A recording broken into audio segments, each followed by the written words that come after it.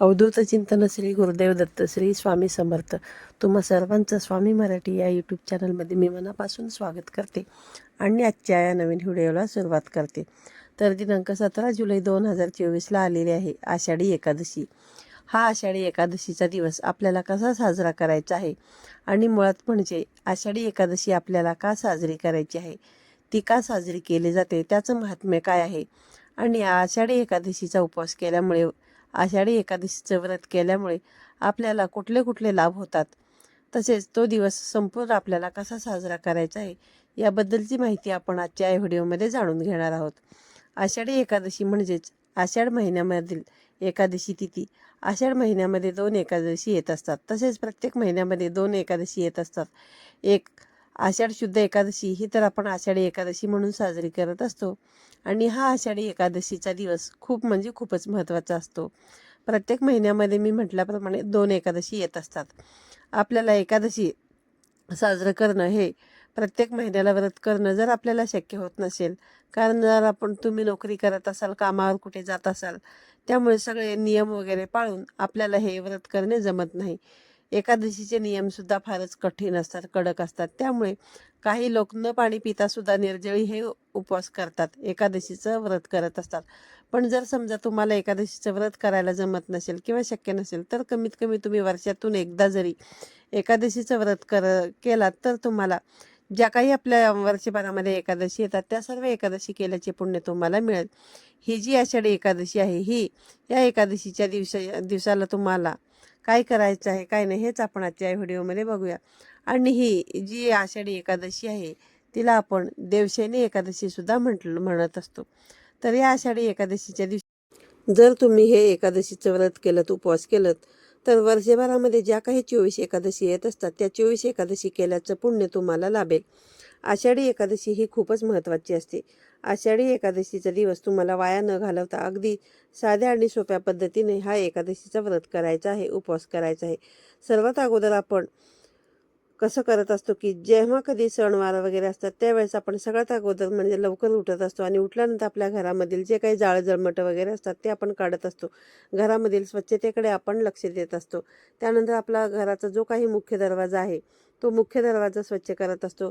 मुख्य दरवाजाच्या बाहेर आपण छान अशी सुंदर रांगोळी काढत असतो. याच पद्धतीने तुम्हाला आषाढी एकादशीच्या दिवशी सुद्धा करायचं आहे. त्याचबरोबर मुख्य दरवाजावरती तुम्हाला हळदीने किंवा कुंकवाने स्वस्तिकसुद्धा काढायचं आहे. फक्त हे आषाढी एकादशीच्या दिवशीच नाही, तर कुठलाही जर सणवार असेल तर तुम्हाला हे प्रत्येक सणवाराला तुमच्या मुख्य दरवाजावरती स्वस्तिक काढायचं आहे. तर ह्या ज्या काही सर्व गोष्टी आहेत ते आपल्याला आषाढी एकादशीच्या दिवशी करायचं आहे. आणि त्यानंतर आपल्याला सूर्यदेवाला अर्घ्य द्यायचं आहे. जर तुम्हाला सूर्यदेवाला अर्घ्य देणं दररोज जमत असेल तरीसुद्धा खूपच छान. जर तुम्हाला नसेल जमत तर निदान सणावाराच्या दिवशी, अमावस्या पौर्णिमेला तरी तुम्ही सूर्यदेवाला अर्घ्य नक्कीच देत जा. सूर्यदेवाला अर्घ्य देण्यासाठी तुम्हाला तांब्याच्या एका तांब्यामध्ये पाणी घेऊन त्याच्यामध्ये तुम्हाला हळदी, कुंकू, अक्षता, फुले टाकून सूर्यदेवांना अर्घ्य द्यायचं आहे. त्यानंतर तुम्हाला आपल्या देवाची जी काही पूजा असते ती देवपूजा करून घ्यायची आहे. प्रत्येकाच्याच देवघरामध्ये बाळकृष्णाची मूर्ती असते, श्रीकृष्णाची मूर्ती असते किंवा फोटो तरी असतोच. प्रत्येकाकडे काही ना काही असतंच. असंच एकादशीच्या दिवशी आपल्याला भगवान विष्णू आणि माता लक्ष्मीला म्हणजेच विठ्ठल आणि रुक्मिणीला यांची तुम्हाला जर पूजा करायची असेल तर त्यासाठी तुमच्याकडे जी काही बाळकृष्णाची मूर्ती आहे किंवा जर तुमच्याकडे काही नसेल तर तुम्ही स्वामी महाराजांची सुद्धा या दिवशी पूजा करू शकता. त्याचबरोबर भगवान विष्णूंच्या पूजेला या दिवशी, एकादशीच्या दिवशी खूपच महत्त्व आहे. आणि एकादशीच्या दिवशी तुम्हाला अगदी साध्या आणि सोप्या पद्धतीने भगवान श्रीहरी विष्णूंचा अभिषेक करायचा आहे. मूर्ती असेल तर तुम्हाला मूर्तीचा अभिषेक करायचा आहे आणि जर फोटो असेल तर तो तुम्हाला स्वच्छ पुसून घ्यायचा आहे. अभिषेक करताना तुम्हाला 11 वेळेस पाण्याने, त्याचबरोबर 11 वेळेस पंचामृताने आणि पुन्हा परत 11 वेळेस पाण्याने असं तुम्हाला अभिषेक घालायचा आहे. आणि अभिषेक घालत असताना तुम्हाला ओम नमो भगवते वासुदेवाय या मंत्राचा जप करायचा आहे. आणि जर तुमच्याकडे मूर्ती नसेल तर मी सांगितल्याप्रमाणे तुम्हाला फोटो स्वच्छ पुसून सुद्धा तुम्ही या दिवशी पूजा करू शकता, सेवा करू शकता. त्यानंतर तुम्हाला मूर्तीला चंदन, हळद, अक्षता अर्पण करायचे आहे. धूप, दीप ओवाळायचा आहे. हे असे अगदी साध्या आणि सोप्या पद्धतीने तुम्हाला भगवान श्रीहरी विष्णूंची पूजा करून घ्यायची आहे. एकादशीचे व्रत हे बरेच लोक निर्जळी सुद्धा करत असतात आणि जे काही ठराविक लोक आहेत ते फराळाचा खाऊन सुद्धा उपवास करत असतात. पण हा जो एकादशीचा उपवास आहे हा तुम्हाला दशमीच्या दिवशी आदल्या दिवशी जेवण करायचं असतो आणि त्या दिवशी तुम्हाला मांसाहारसुद्धा करायचा नाही. त्याचबरोबर तुम्हाला दुसऱ्या दिवशी एकादशीच्या दिवशी सकाळी लवकर म्हणजे ब्रह्ममुहूर्तावरती उठून आंघोळ वगैरे करून देवपूजा झाल्यानंतर जितका वेळ तुम्हाला शक्य होईल तितकं तुम्ही भगवान श्री हरी विष्णूंचं नामस्मरण करा. विठ्ठल नामाचा तुम्ही जयघोष करा. मनातल्या मनात ओम नमो भगवते वासुदेवाय नमः जसं मी तुम्हाला सांगितलं तसं तुम्ही दिवसभरात मनातल्या मनात केव्हाही तुम्ही स्मरण करू शकता. नामस्मरण करण्याला कधीही काळ आणणे वेळ नसतं.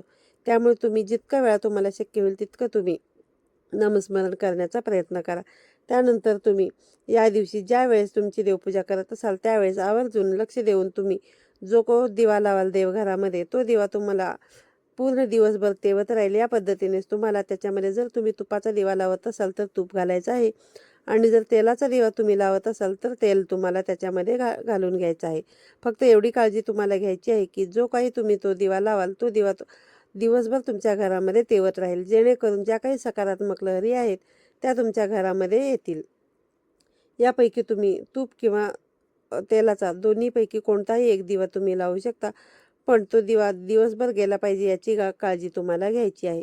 जर एकादशीच्या दिवशी तुम्ही काही खाऊन उपवास करत असाल तर खाण्यामध्ये शक्यतो तुम्ही साबुदाणा खाऊ नका.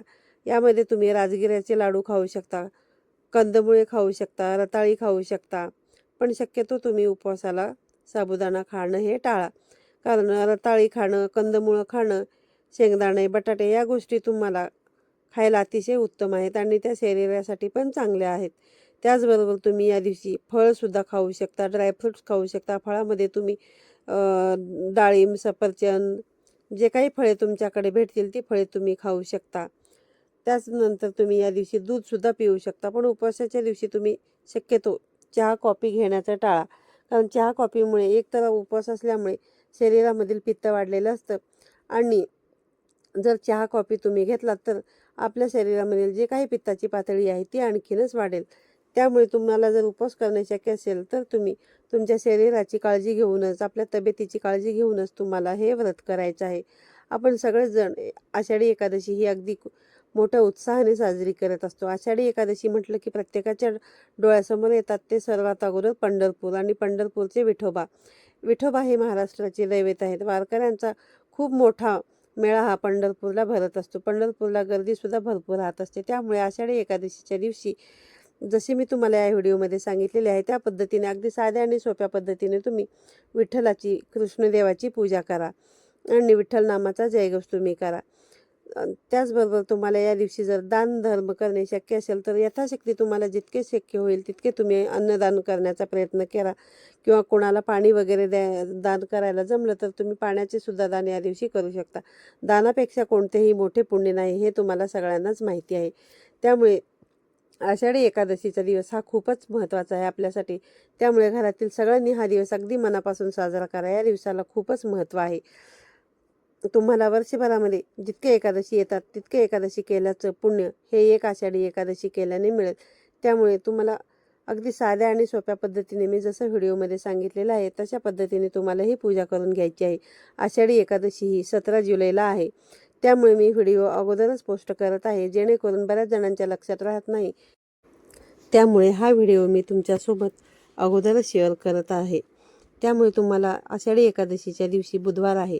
तुम्हाला जितकी सेवा करता येईल तितकी सेवा तुम्ही या दिवशी करा. अगदी 5 मिनिटे जरी तुम्ही सेवा केलीत पण ती सेवा करताना तुम्ही अगदी मनोभावे सेवा करा आणि मी सांगितल्याप्रमाणे तुमच्या मनातल्या मनात तुम्ही विठ्ठल नामाचा जयघोष करा.